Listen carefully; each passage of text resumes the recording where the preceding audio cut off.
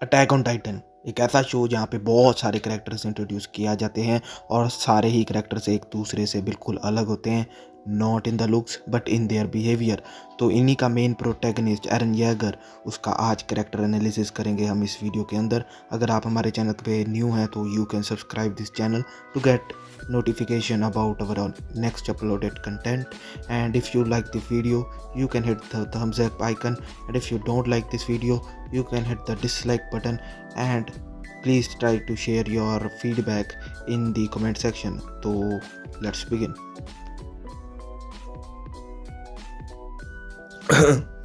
Eran Yeager the protagonist of AOT। अगर हम season 1 की बात करें तो we can see that he is naive typical shonen type protagonist at the start, but according to Wikipedia author Hajime Izayama created Eren to be an ordinary youngster who gets paralyzed with fear when his blue eyes see a titan, rather than a stereotypical hot-headed protagonist often seen in shonen manga। तो Hajime Isayama the author of AOT कहते हैं कि वो paralyse हो जाता है जब भी वो टाइटन्स को देखता है फियर के साथ, that we have witnessed. But हमें जो शोनन टाइप जो कैरेक्टर होते हैं उसके ट्रेड्स देखने को मिलते हैं एरन के अंदर, जैसे कि he is focused on a goal that he wants to achieve, that is to see the world outside the walls, that is.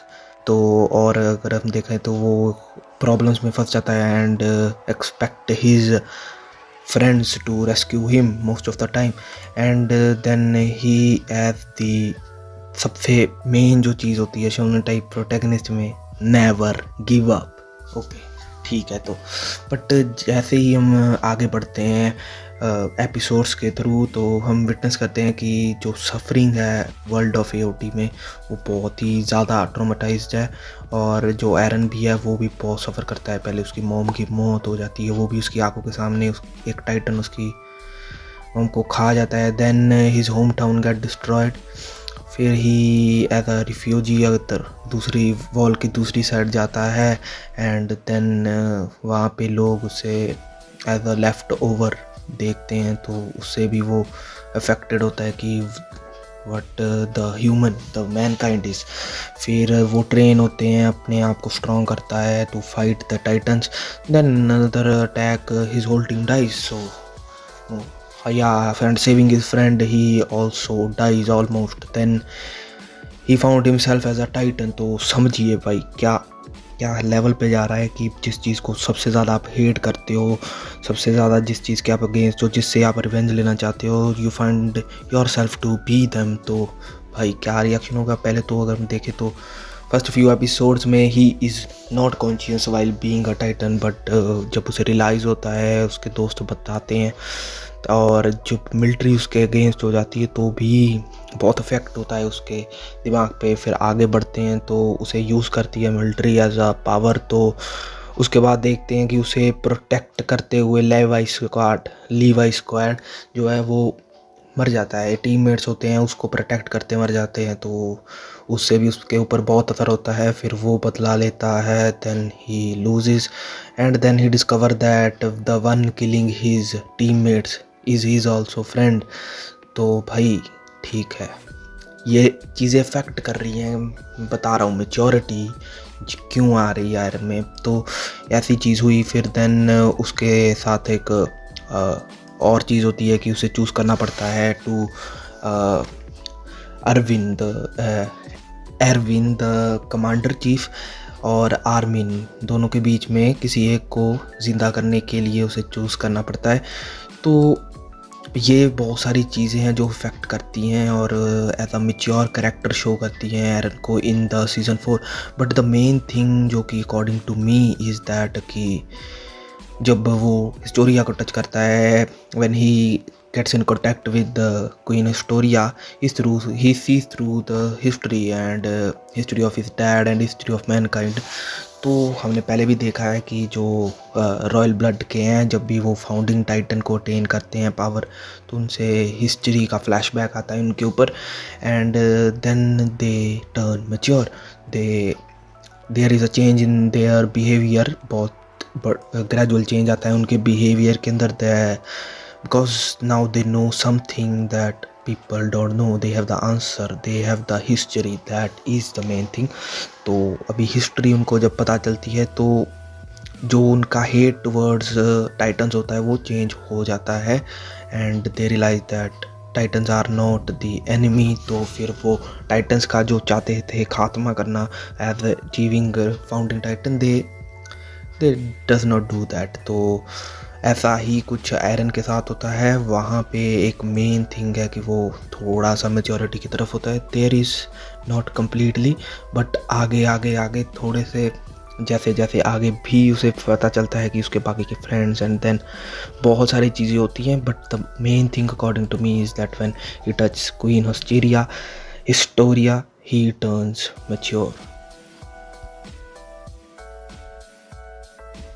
So now the question arises कि Eren is a villain or a hero. तो if saying that Eren is a villain, that will be a wrong thing. कि conclusions जज करना कि एक बंदा villain है या hero, because we know that there are two sides in the AOT and now there are three. तो Eren जो कि है according to me is neither a villain nor a hero. He is a normal person that has a good side and a bad side, and he is exploring himself, he is exploring mankind to realize what is wrong and what is right. तो अगर हम बात करें कि मांगा reader तो मैं भी नहीं हूँ, बट मैं इतना देख रहा हूँ कि उसका जो टर्निंग रोग है वो उसके पीछे एक्सप्लेनेशन होने वाला है, बहुत सही वाला एक्सप्लेनेशन होगा, because that is not something that we will enjoy, because Eren turning rogue is something we fear, because he has founding titan is other three titans. पर एरन का करेक्टर जो है बहुत ही रियलिस्टिक दिखाया गया है. It is the normal character that we all have inside us, and he has suffered so much that it is more than enough that a person will turn antagonist. So he sees his brother Zeke as his only family member left, though he's teamed up with his brother. As he saw the history, he knows that titans are not the enemy. The corrupted system, the government and selfish people's self-interest के कारण ये सब बेड़ा गर्क हुआ पड़ा है. Now whatever he does, he will be a villain on the one of side. Zeke अपने मार्लियंस से बिट्रे करेगा और एरन अपने पैराडाइज के लोगों को बिट्रे किया. तो this can be a thing that they want to prove each other that they are now Ygrians, neither Paradis, neither Marlians. तो this is just a guess, पर yeah, I think this is my theory कि ऐसा हो सकता है. और मेरी एक और थ्योरी ये है कि Zeke is on brink of death, as he is only 1 year left, then he will have to give his beast titan. तो या तो एरन beast titan बनेगा and Zeke will train him for that for in this time.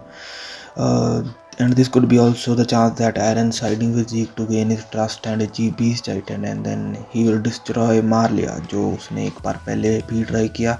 बाकी मेरी तरफ से Eren is not villain. He always wanted freedom and now he's acting on his free will and whatever he thinks is right, because yeah, why not. अब या तो paradise और मार्लियंस के साथ मिलके येग्रियंस को मारेंगे या फिर येग्रियंस विल किल एवरीवन, जिसके चांसेस कम है. अभी हर इंसान की गुड और बैड दोनों साइड्स होती है, एज वी स्पोक अर्लियर, और वो चीज़ हमें एरन के करेक्टर में देखने को मिल रही है. So that is we enjoying it. But end में मुझे इतना लगता है कि Mikasa will kill Eren, because he will turn villain. Absolutely I want that. I really want that to happen, because bhai, she was a big simp for him, and I think it will be a justice that she kill Eren in the end, because he can be the danger to the humanity. So that's it, guys. This is all I have to say in this video. Thank you.